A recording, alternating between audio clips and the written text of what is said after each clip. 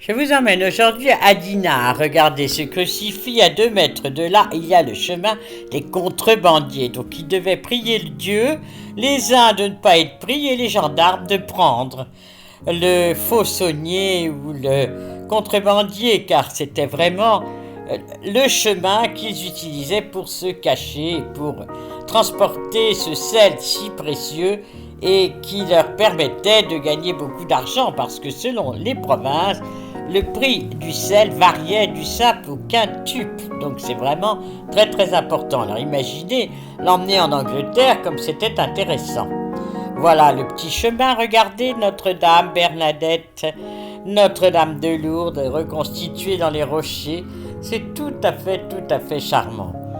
Et nous continuons sur ce petit chemin avec toujours cette végétation extraordinaire qui tombe jusque dans l'eau.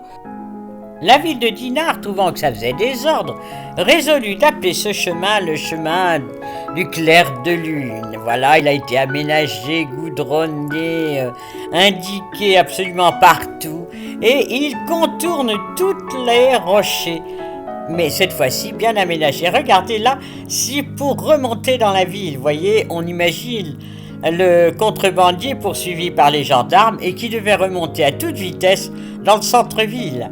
Voilà un espace beaucoup plus large là où il y a un port.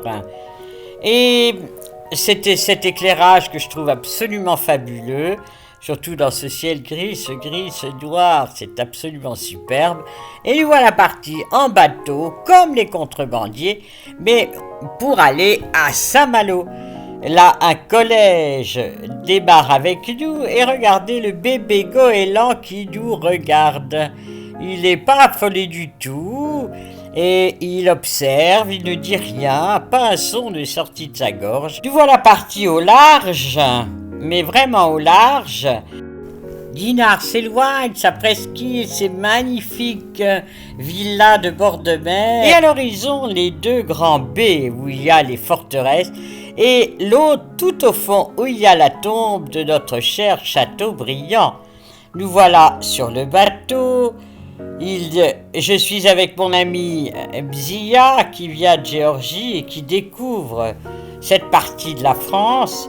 Et à chaque minute, elles disent que c'est beau, ce que c'est beau. Au moins, c'est encourageant d'avoir des compagnons de voyage aussi optimistes. Comme nous faisons la promenade au clair de lune, je vous lis la balade à la lune d'Alfred de Musset. C'était dans la nuit brune sur un clocher jauni, la lune était là comme un point sur un nid. Es-tu l'œil du ciel? Mais il n'est pas le seul à écrire des poèmes sur la lune. Arthur Rimbaud, par exemple. La dryade regarde le ciel silencieux, la blanche lune laisse flotter son voile sur les flots glapissants et lui jette un baiser dans une longue extase. C'est quand même pas mal. Ensuite, Gabriel Sier dit « Toi, tu sillonnes le monde du berceau du couchant au tombeau du levant, tu flottes au firmament d'innombrables pays et tu es pourtant chez toi, là où tu es. » Ce n'est pas le seul, Goethe lui aussi parle de la lune, astre pur, ta flamme adoucie me semble un regard aimant penché sur les flots de la vie, entre la mer, la vie, la lune. Nous sommes vraiment au comble de la poésie.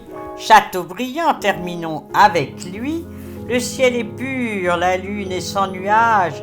Déjà la nuit, au calice de fleurs, verse la perle et l'ambre de ses pleurs. C'est Chateaubriand qui est enterré dans une des îles au large de Saint-Malo, car c'est vraiment Saint-Malo que l'on voit à l'horizon la cité corsaire. Regardez, nous venons de passer le phare pour arriver dans le port de Saint-Malo. C'est la cité corsaire enserrée dans ses murailles toutes neuves, puisqu'elles ont été reconstruites.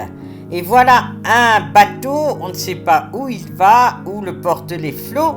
Est-ce à Londres, est-ce dans les îles Jersey, Guernesey, à Douvres, à Brighton?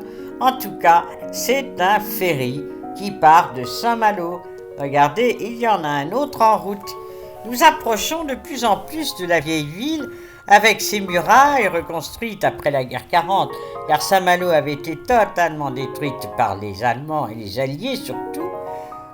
Un petit bateau, lui, nous croise et nous avançons tout doucement vers la cité corsaire, où là, tous les espoirs étaient permis. Et regardez la reconstitution d'un bateau corsaire qui est superbe dans le port et qui vous fait vraiment rêver au courage de tous ces hommes, de tous ces corsaires, de tous ces flibustiers, de tous ceux qui ont fait la force de la marine française. Regardez ce bateau et sur ces magnifiques images, je vous laisse, je vous dis à bientôt pour un autre voyage. Au revoir.